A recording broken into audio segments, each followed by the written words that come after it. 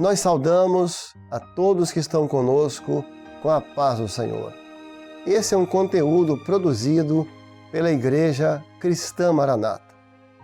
São estudos bíblicos que têm como interesse levar as pessoas a conhecerem mais a Palavra de Deus e também ao Senhor Jesus. Nós vamos dar continuidade ao estudo das parábolas de Jesus.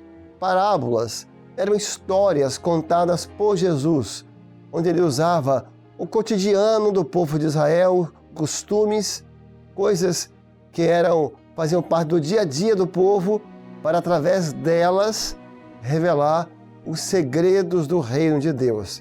Nas parábolas, Jesus partia do conhecido para o desconhecido. E a nossa parábola de hoje começa em um dia de sábado. Jesus entrou na casa de um dos principais dos fariseus para poder comer pão com eles. E ali, quando eles estavam se alimentando, Jesus, que sempre teve os seus olhos sobre o homem, observou algo entre eles, que enquanto estavam fazendo a refeição, eles ficavam entre eles disputando os melhores lugares. Naquela época, na cultura da antiguidade, se assentar mais perto do dono da casa eram os assentos mais honrosos e mais respeitosos. Quem sentava à direita ou à esquerda do senhor da casa.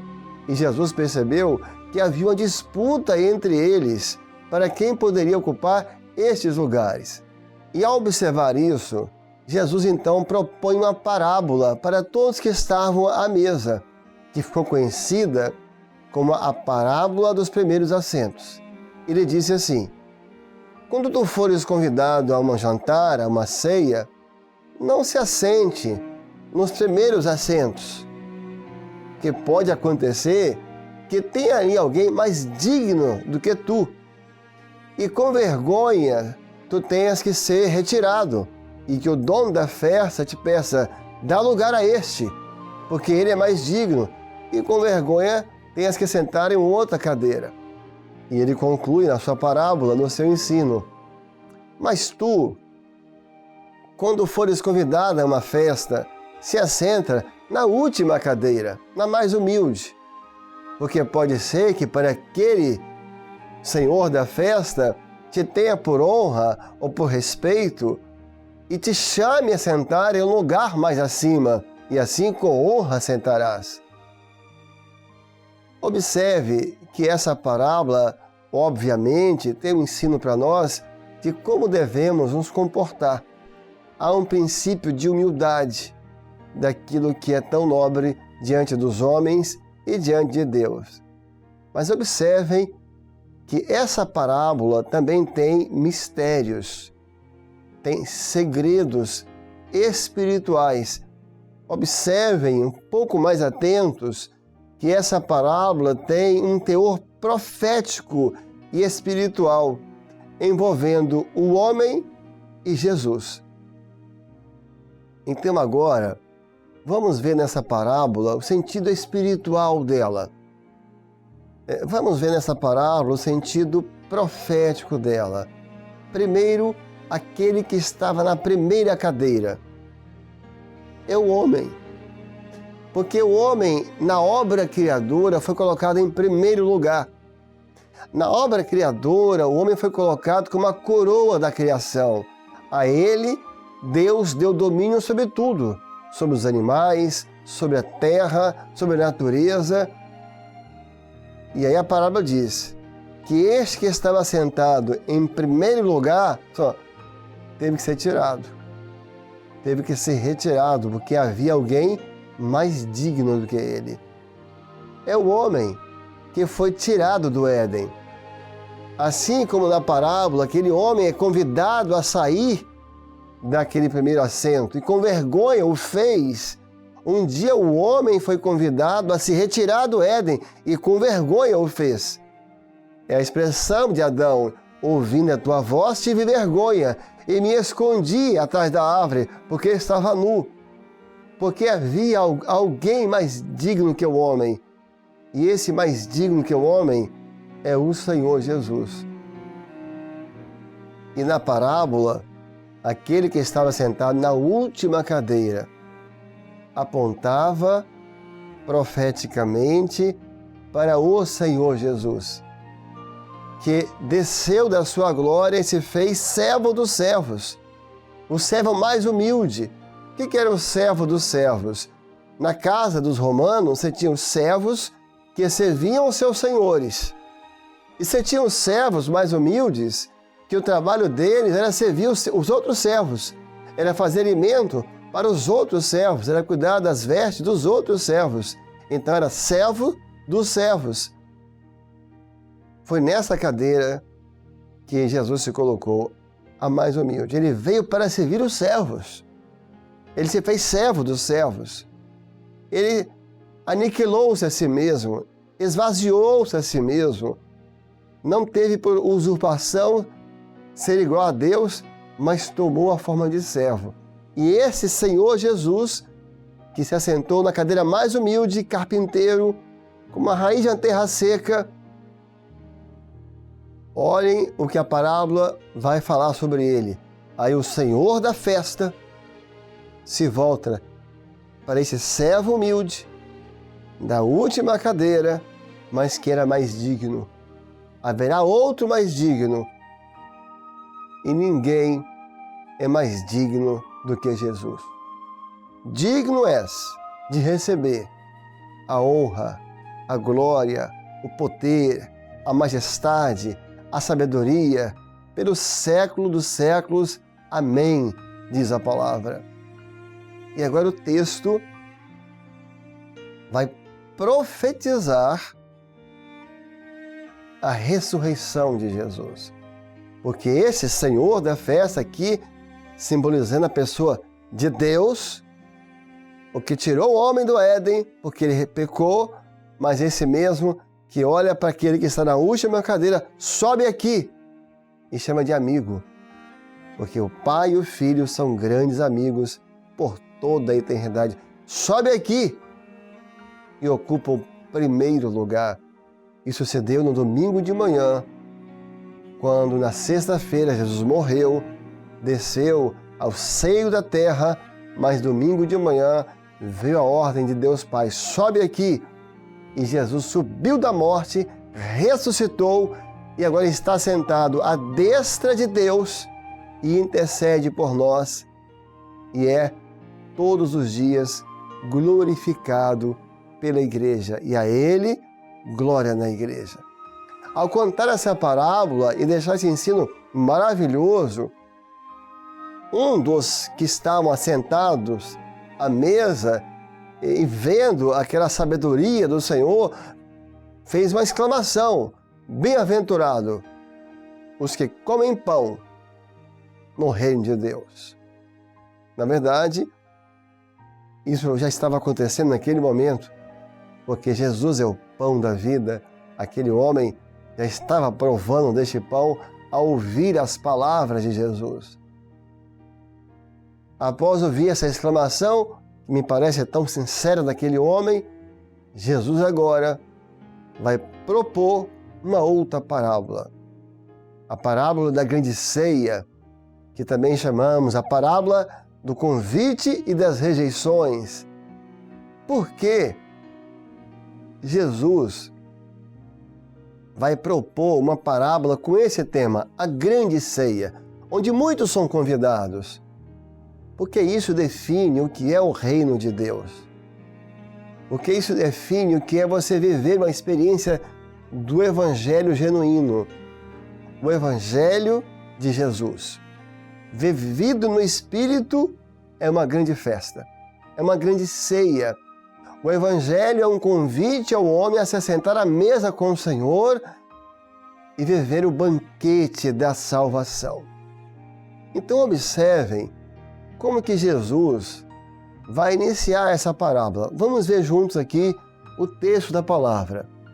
Um certo homem fez uma grande ceia. Observe que Jesus não fala um certo homem fez uma ceia. Há muitas ceias. Ele fala que ele fez uma grande ceia. Porque essa ceia, esse convite é fruto de um grande amor. O amor dos amores. O amor que foi à cruz. O amor que ressurgiu domingo de manhã. É uma grande ceia porque fala de uma grande salvação. Como escaparemos nós se não atentarmos para uma tão grande salvação? O convite é grande, porque aquilo que Deus tem para fazer na vida do homem e de todos que nos assistem é grande. O que o Senhor quer fazer não são só coisas pequenas, mas são tão grandes que saltam dessa vida para a vida eterna. Não há nada maior do que esse convite, porque ele não se restringe a essa vida, mas a uma vida eterna em Cristo Jesus. E continuando o texto, ele fala: um certo homem fez uma grande festa e convidou a muitos. Observem, a muitos. Então Jesus vai apontar para um convite que não tem acepção de pessoas, que não é para um grupo determinado de uma denominação, ou de uma religião, ou de uma nação. É a muitos. Muitos são chamados. O chamado do Senhor se estende a todos os homens. Tantos quantos quiserem poderão no seu nome serem feitos, terem o poder de serem filhos de Deus. O convite é a todos que querem, a todos que aceitam. O convite não para fazer parte de uma denominação ou de uma religião ou para uma vida religiosa. Observem, é um convite para ceiar com Deus. Aqui não a ceia física de alimentos, mas é a ceia da alma, é a ceia da salvação, é assentar-se à mesa com Deus Todo-Poderoso. Então observem que em cada expressão da parábola, Jesus vai deixando ensinos eternos e maravilhosos. Continuamos aqui no texto da parábola, o próximo versículo. E a hora da ceia mandou o seu servo. Veja, a hora. Ela tinha uma hora marcada. Não foi feito em qualquer momento. Não. Existia uma programação. Existia uma agenda. Não, quando chegou a hora, pode convidar. Isso está apontando para o relógio de Deus, cujos ponteiros são a profecia que vai apontando os momentos, são os marcadores que vão acontecendo. Você teve a hora dos profetas, profetizaram em todo o Velho Testamento. Você teve a hora dos patriarcas, Abraão, Isaac, Jacó. Você teve a hora do dilúvio, que Deus convidou o mundo a entrar na arca. Você teve a hora dos sacerdotes do Velho Testamento, que entravam no Santo dos Santos. Você tem no Velho Testamento a hora do Pai, onde que Deus se revelou. Você teve a hora de Jesus. Você teve a hora da cruz. Você teve a hora do Getsêmani. Você teve a hora onde ele pagou o preço por nós, o seu sangue, a sua vida. Mas agora, o texto diz, chegou a hora do convite. O Pai já se revelou, Jesus já morreu, ele chama seus servos, é a igreja fiel, são servos, convidem todos, saiam pelas ruas evangelizando. Agora é hora do convite para a graça de Deus. Agora é a hora de aceitar o Senhor, porque a porta está aberta. Agora é a hora de ter vida transformada, de receber batismo com o Espírito Santo. Agora é a hora de vinde a mim, todos vós que estáis cansados e oprimidos, e eu vos aliviarei, disse Jesus. Então, no relógio de Deus, a hora que nós vivemos é a hora da salvação, é a hora do convite. Continuando o texto, E à hora da ceia, mandou o seu servo dizer aos convidados: vinde, é o convite, é a hora do convite. Vinde a mim, todos vós que estáis cansados e oprimidos, que já tudo está preparado. Que expressão maravilhosa! Que tudo já está preparado. Então, aqueles que chegavam na festa, tudo estava pronto. Tudo já no seu devido lugar, tudo já organizado. E aqui tem um aspecto em relação ao projeto de Deus. Tudo estava preparado antes da fundação do mundo. Antes que o homem existisse, antes que os mundos existissem, Deus já havia preparado uma tão grande salvação para o homem. Jesus não se tornou o Cordeiro de Deus no momento em que Adão pecou. Agora Adão pecou, vamos pensar no plano B, agora vamos ter que ter ação. Não. A Bíblia diz que Jesus é o Cordeiro de Deus antes da fundação do mundo. Antes do homem ser criado, esse projeto já estava preparado, porque Deus é onisciente. Deus deu ao homem o livre-arbítrio, escolheu desobedecer ao Senhor. Escolher o pecado, e isso o tirou do Éden, de eterno a mortal. Mas tudo já estava preparado para que o homem tivesse uma oportunidade de voltar. Todos aqueles que estão distantes da presença do Senhor. Até aqueles que conheceram o Senhor e hoje não frequentam mais a casa do Senhor. Tudo já está preparado. Tudo. Antes que você existisse, Jesus já te amava. Antes que você nascesse, Ele já te conhecia pelo nome. A salvação está pronta. Basta dar um passo importante. Basta aceitar essa tão grande salvação. E agora, na parábola, nós vamos entrar para o momento dos convites. Nós vamos observar que há 3 momentos distintos. Começaremos com o convite e rejeição. Os convites e as rejeições. Vamos ao próximo versículo. E todos a uma começaram a excusar-se. Então vejam, agora vamos começar na parte do convite e rejeição. O primeiro, que recebeu o convite, teve uma desculpa. Aqueles que vão rejeitar o convite, todos eles vão ter uma justificativa, vão ter uma explicação, uma desculpa. O primeiro falou assim: comprei um campo e importa ir vê-lo. Haja-me por expulsado. Ele rejeita o convite. Então são aqueles que estão rejeitando o convite de Deus. São aqueles que estão rejeitando o convite de Jesus para a salvação. E qual era a justificativa dele? Comprei um campo, ou seja, são as coisas dessa vida. Não, eu não tenho interesse em viver um evangelho verdadeiro. Eu não tenho interesse em viver a grande ceia com Deus, porque eu tenho um campo, eu estou ligado às coisas dessa terra, é o campo dos interesses humanos.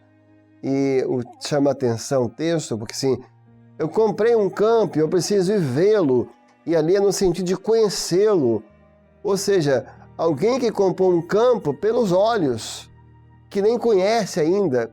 É o que a Bíblia chama de o desejo dos olhos.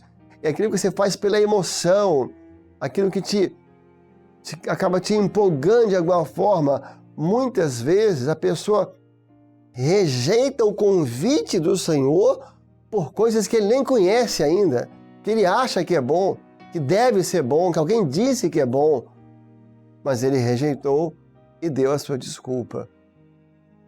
O segundo vai dizer assim: também me haja por excusado, eram até educados, e cada um tinha a sua justificativa. mas rejeitaram o convite, porque eu comprei 5 juntas de boi e eu tenho que experimentá-las. Ou seja, a junta de boi é aquilo que prendia o homem à terra, ao chão. São os poderes que prendem o homem ao chão. É o poder político, é o poder religioso, é o poder econômico, o poder financeiro, é o poder social, as questões sociais, os valores sociais, posições sociais, é o poder intelectual, a cultura, a vaidade intelectual. Então são poderes que prendem o homem. Ele recebe um convite, ele até quer às vezes, mas ele está tão preso a esses poderes que o faz sempre olhar para baixo, para a terra, e ele rejeita. Agora queríamos fazer um destaque aqui. Observe que tanto na primeira rejeição, como na segunda rejeição, eles falam, comprei um campo, comprei 5 juntas de boi, ou seja, teve um valor, teve um preço, eles pagaram. A desobediência tem um preço, a rejeição tem um preço, ela não sai de graça. E não falamos isso na intenção de assustar ninguém, mas de alertar. A desobediência teve um preço para o rei Saul. A desobediência teve um preço para o profeta Jonas. A salvação não tem preço. Ela é de graça. Ela é pela graça de Jesus. E o terceiro, ele diz, casei-me e, portanto, não posso ir.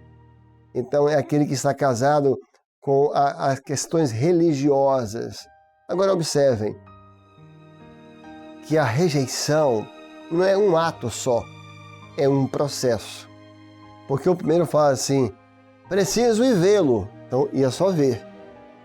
O segundo já diz, preciso experimentar as juntas de boi. Ela comprou 5 juntas sem experimentar. Como é que alguém compra algo que nunca experimentou, não é verdade? Então, o primeiro, vou só ver. O segundo, não, eu preciso lá experimentar. O terceiro casou. É um processo. Você vai ver, acaba experimentando e acaba casando e acaba rejeitando o maior convite da sua vida. Mas avançando para chegarmos então ao final da parábola.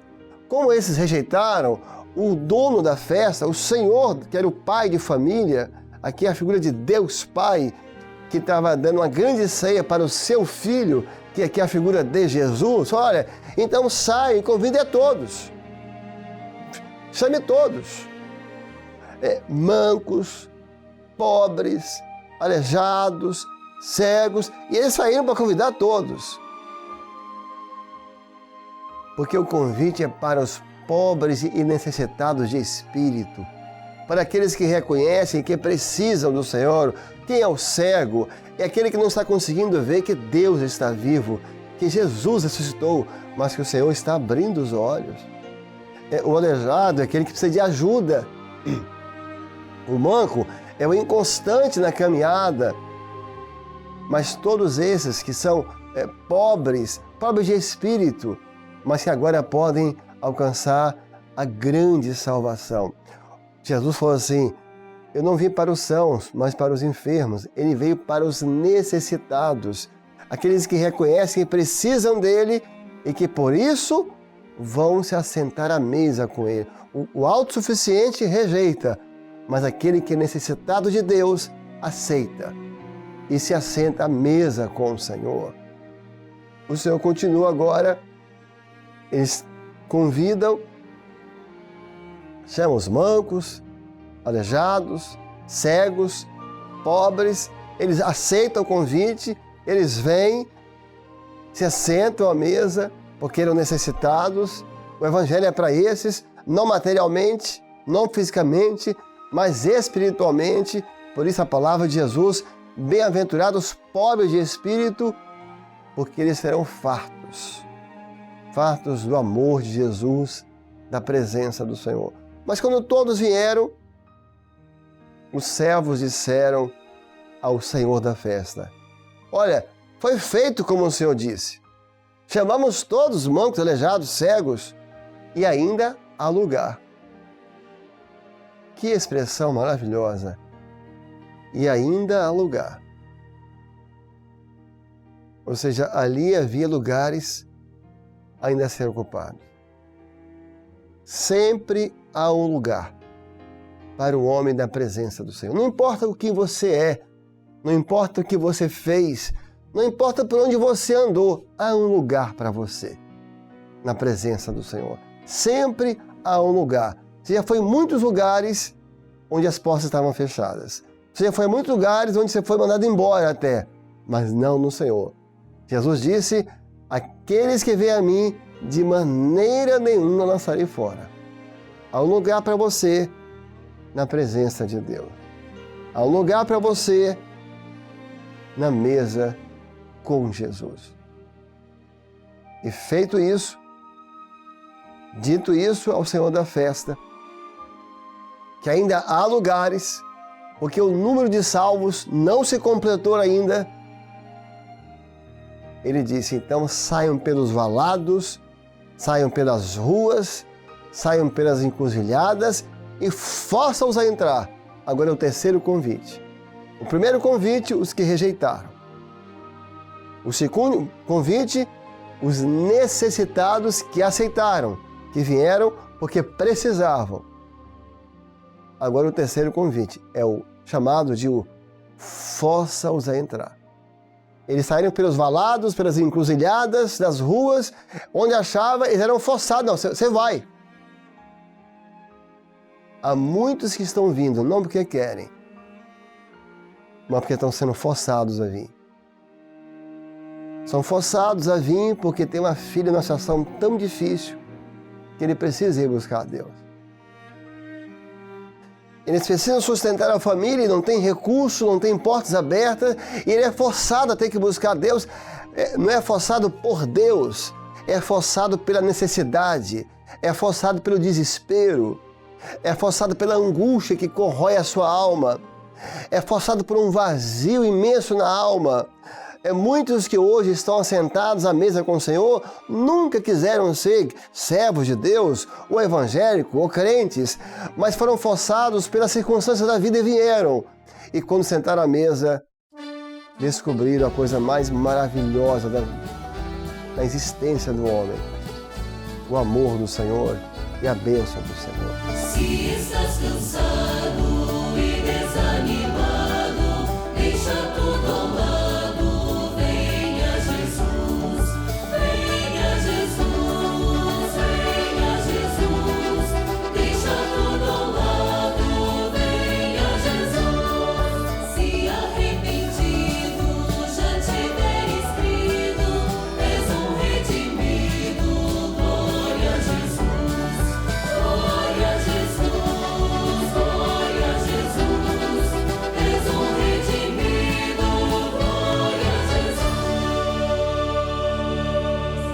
Assim nós encerramos esse conteúdo e esse episódio, deixando para todos que estão conosco, o convite está aberto a todos. Vinde, porque tudo já está preparado.